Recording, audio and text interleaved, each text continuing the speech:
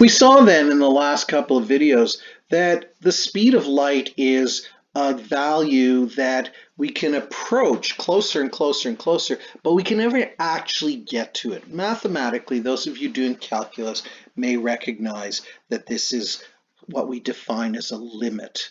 A limit, remember, is a value that we can get closer and closer and closer to, but we can never actually achieve.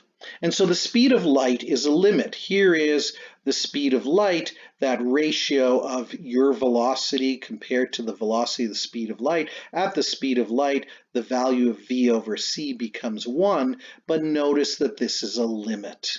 We can get closer and closer and closer and closer, but never actually get to the speed of light, because remember, at that point, length becomes 0 and time stops.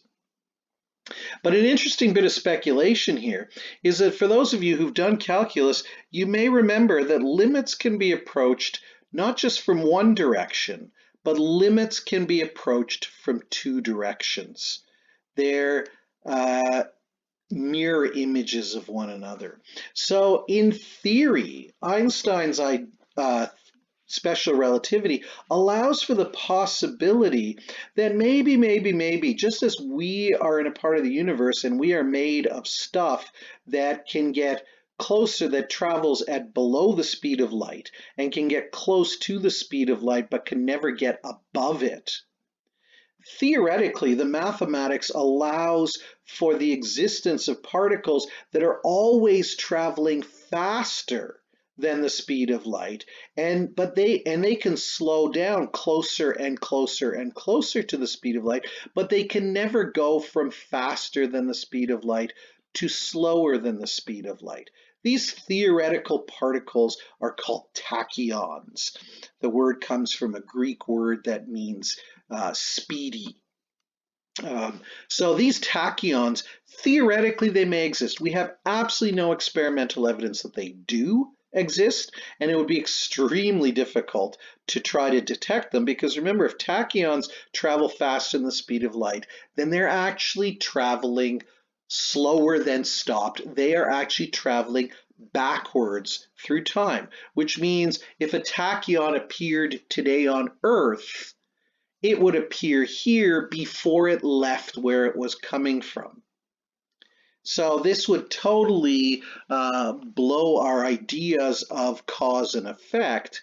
But again, the mathematics does allow for the speed of light to be approached as a limit, to be approached from both sides, and that there may be particles out there that travel faster than light, have negative length, and whatever that means, and travel backwards in time.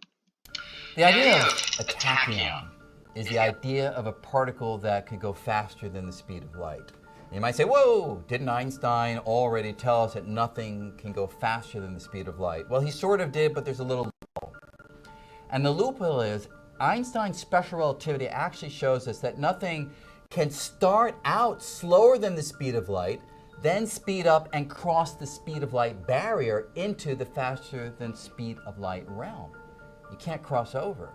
But that at least opens the possibility that maybe there's a particle that always and forever is traveling faster than the speed of light, so it never needed to cross over the barrier.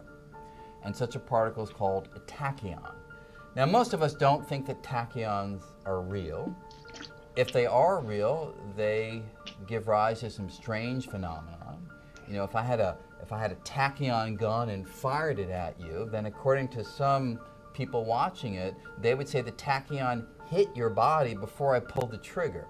Tachyons wreak havoc on notions of causality. So for that reason, many of us don't think that these things are real, but ultimately it's an experimental question. And people will look for the effects of these kinds of particles, and maybe one day we'll be surprised. I don't think so.